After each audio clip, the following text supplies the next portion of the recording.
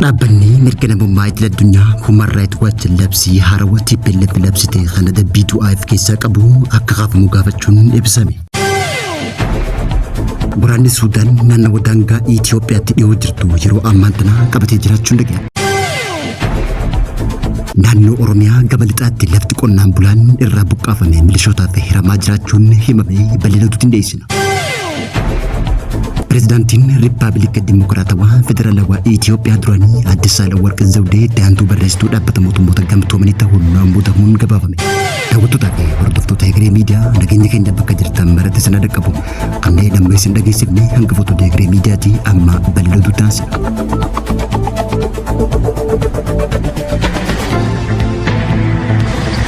Aangawoonni Tigraay labsii haarawaa waraanaa kan dhiyeenya kana hojiirra oolcheen namoonni waraanatti dabalamuu didan hidhaa cimaadha hanga du'aa akka itti murteeffamu hojiirra oolchuun yeroo ammaan tana dargaggoonni diddaa agarsiisan akka hidhaman ajajuu fi mormitoota adabsiisuu hatattamaan haquu akka qaban Human Rights Watch guyyaa har'aa yaamichaa dhiyeessuu dhagame.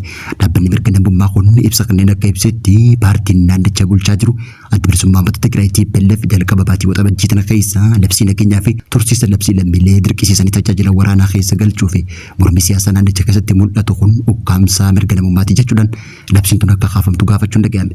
Akka Human Rights Watch jedhetti labsiin tun tumaalee ifa hin taaneef walxaxaa ta'an kan of keessaa qabdu yoo taatu namoota humna waraanaa qeeqan hidhaa waggaa 25 akka itti murtaa'u quba qabaachuu dubbate. Akkasumallee yakka bal'aa nagaa naannichaa booreessan diina waliin tumsuu jedhu irratti adabbii cimaa akka kennuus quba qabaachuu ibse.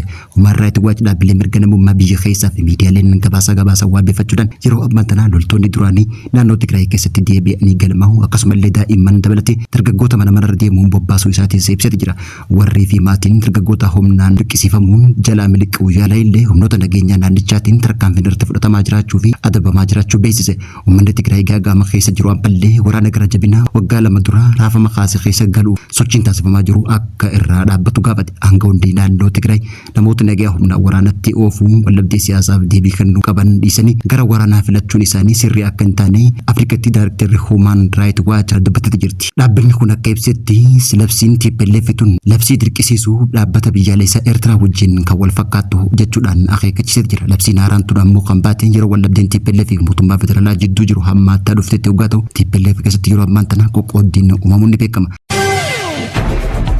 Waraanni raayyaa ittisa biyya Suudaan yeroo ammaan tana naannoo daangaa Itoophiyaa humnaan kabajaa jiraachuun dhaga'ame. Raayyaan ittisa biyya Suudaan iddoo tarsiimoo waraanaa ijoo taate naannoo daangaa Itoophiyaatti dhiyoo jirtu bakka adda Alba'ar jedhamtu kan naannoo daangaa Itoophiyaa naannoo laga Abbayyaarraa kiiloomeetira takka qofa fagaattee argamtu. Bakka duraa dammoo waraanni dafee dhaqqabaa Suudaan kan Joosef kan durfamu qabatee jiru yeroo ammaan tana guutumaan guututti humni raayyaa ittisa Suudaan qabatee jiraachuu beeksise. Hojiin tun ammoo naannoo daangaa finciltoota irraa qulqulleessuu fi magaalaa daangaa tarsiimoo tantaate magaalaa Kurmuk harka humna dafee dhaqqabaa Suudaan jalaa walabomsuun deebisanii to'achuu isaanii beeksisan. Waraanni kun ammoo diroonii humna faallaa isaanii kan ta'e naannoo kaaba Darfuur keessatti qoffisanii jiraachuullee ibsan.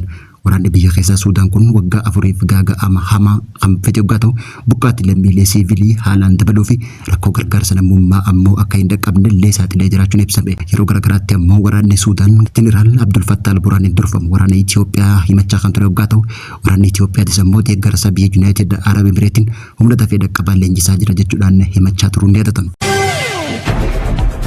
Naannoo Oromiyaa gama lixaatti lafti qonnaan bulaan hidhattoota humnaan irraa buqqaafame yeroo ammaan tana milishootaaf hiramaa jiraachuun gabaafame. Naannoo Oromiyaa godina Qellem Wallaggaa Kiiramuutti lammiileen nagaa hidhattootaan buqqaafamuudhaan kaambii waraanaa godina Walloo argamtu Jaarraa keessa jiraachaa turuu ni yaadatama. Haa ta'uutii malee lammiileen hidhattootaan buqqaafaman kunneen gariin isaanii gara qeerraa buqqaafamanitti kan deebi'an yoo ta'u gariin ammoo kaambii waraanaa Jaarraa godina Walloo keessatti argamtu keessa jiraachaa akka jiranillee himame. Lafti lammiileen irraa buqqaafamuun waggaa 4 ol turte tun yeroo ammaan tana milishootaa fi humnoota tikaaf dargaggoota hojii dhabaniif kennamaa akka jiran wasu information lammiilee buqqaafaman kana waabeffachuun guyyaarraa gabaase. Buqqaatonni lafa isaanii akka hin dhabneef jecha gibira olaanaa waggaatti kafalaa akka jiranis ibsuun dhaga'ame. Qajeelfamni haaraan kun ammoo dhiibbaa xiinsammuu guddaa akka isaan irraan ga'ee fi mootummaan jidduu seenee furmaata tamaa akka isaaniif kennu gaafachuun dhaga'ame. Dhimma kanarratti hooggantoota naannoo jidduutti yaada qoqqoodinsaa akka jiru ifa kan ta'e waggaa ta'u gareen gibira kafalaa waan jiraniif lafti isaanii dhiibbaa irra ga'uu hin qabu jechuudhaan kanneen morman jiraachuun ibsame. Warri hafan ammoo qaamaan waan hin jirreef lafti dabarfamuudhaan milishootaaf kennamuu akka qabdu murteessan jechuudhaan hooggantoota jidduutti ammoo waldhabdeen uumamu dhaga'ame. Pirezidaantiin Riippaabilika Dimokiraatawaa Federaalawaa Itoophiyaa duraanii Aadde Saahilewarq Zawudee itti aantuu barreessituu dhaabbata mootummoota gamtoomanii ta'uun muudamuun gabaafame. Barreessaan waliigala dhaabbata mootummoota gamtoomanii pirezidaantii Itoophiyaa duraanii Saahilewarq Zawudee itti aantuu barreessituu olaantuu dhaabbata mootummoota gamtoomanii taasisuun booduu gabaasni Habashaan guyyaa irraa baasee mul'ise. Muudamni barreessaan waliigala dhaabbata mootummoota gamtoomanii Antiiniyoo Guuterees kenne kun yeroo gamaggamni tarsiimoo walabaa waajjira dhaabbata mootummoota gamtoomanii damee Afrikaa dhiyaate taasisuu irratti ta'uu ibsame. Waajjira dhaabbata mootummoota gamtoomanii Afrikaa dhiyaate fi biyya koleen naannichatti mudataniif deebisuu taja'uu kennuu isaatiin qeeqamaa kan ture ta'ullee Aadde Saahilewarq Zawudee hanqina hojii dhaabbatichaa qorachuuf itti kenname qixa sirriitiin ni baatii jechuudhaan ibsame. Pirezidaantiin Itoophiyaa duraanii tun dhuma baatii tanaa keessa immoo bakka haarawatti muudamtee fudhachuun hojii kan jalqabdu yoo ta'u Saahilewarq Zawudeetti jalqaba irratti gara Niiwuorkitti imaluudhaan miseensota mana marii nageenyaa waliin ni mari'atti jaameeti jira. Aadde Saahilewarq Zawudee eega Niiwuork deemteen boodallee gara Daakaar bakka waajjira dhaabbata mootummoota gamtoomanii Afrikaa dhiyaate fi biyya Senegaal waajjira muummee imaluudhaan hooggantoota olaanoo Senegaal waliin wal arguun hojii isii akka jalqabdu gabaasni guyyaa irraa beekuun addeesse. Aadde Saahilewarq Zawudee kanaan dura Senegaal, Maalii, Giinii fi Keepe Verdeetti ambaasaaddara Itoophiyaa ta'uun waan tajaajilteef hubannoo fi beekumsa naannichaa fooyya'aa waan qabduuf itti gaafatamummaa kana kennameef jechuudhaan ibsameeti jira.